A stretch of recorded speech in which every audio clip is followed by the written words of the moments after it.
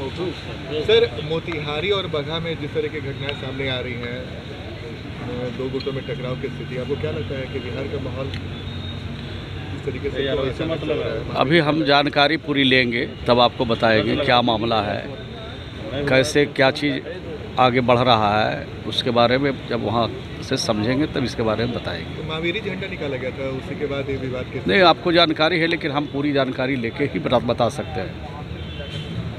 Sir, Bihar में law and order को लेकर जिस तरह के सवाल खड़े किए जा रहे हैं सर, ये तो हमेशा खड़ा किया जाता है, कोई नई बात थोड़ी है।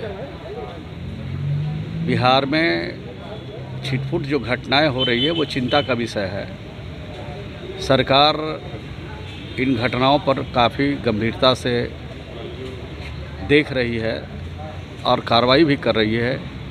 कोई अपराधी बचेंगे नहीं, जहां भी अपराधी रहेंगे उनको ढूंढ निकाला जाएगा और कानून के हिसाब से उनके खिलाफ सख्त कार्रवाई की जाएगी।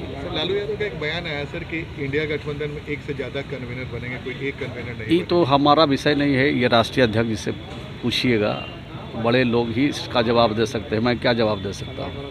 सम्राट चौधरी ने कहा है कि लालू यादव जो है अपराधी हैं और राजा बन के इन दिनों घूम रहे, जिस तरह से उनके पीछे अधिकारी छाता लेकर घूम रहे हैं। तो जब उनके पास थे, जब उनके साथ काम कर रहे थे, जब उनकी पार्टी में थे, तो कैसा लगते थे उनको?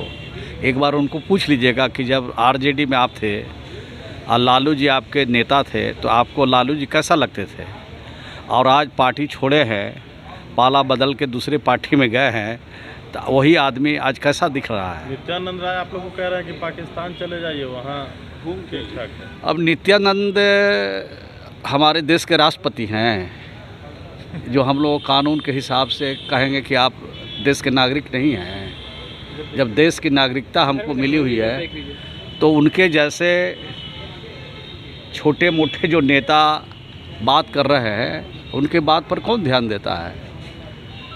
इस देश में जितने लोग हैं सबको हक उतना ही है जिनका हक इस देश पर उनका है। सम्राट चौधरी ने कहा है कि अभी वर्तमान में डीएसपी छाता लेके घूम रहे, बाद में एसपी भी घूमेगा। अब सम्राट चौधरी कौन नोटिस ले रहा है? नेता विरोधी दल के पद पर थे, उनको भी हटा दिया गया, और लोकसभा के चुनाव वो पार्टी के प्रेसिडेंट भी नहीं रहेंगे। उनकी अपनी हैसियत औकात क्या है भारतीय जनता पार्टी में, लोकसभा के चुनाव के बाद पता चल जाएगा। तो सर, ये दावा कर रहे हैं कि वो प्रदेश अध्यक्ष नहीं रहेंगे लोकसभा चुनाव तक। तो लोकसभा में कोई सीट में नहीं भाजपा का आएगा तो उनको कैसे अध्यक्ष रहेगा? जीरो पर डाइट हो जाएगा भाजपा, यहाँ तक के रखेगा उनको अध्यक्ष? जब उनका एक भी सीट भाजपा को बिहार में नहीं मिलने वाला है, खाता नहीं खुलने वाला है, तो उनको क्या प्रदेश अध्यक्ष रखेगा?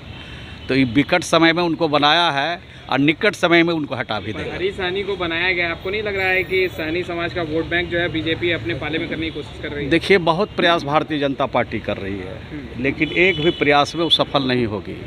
बहुत सारा एक्सरसाइज हो रहा है।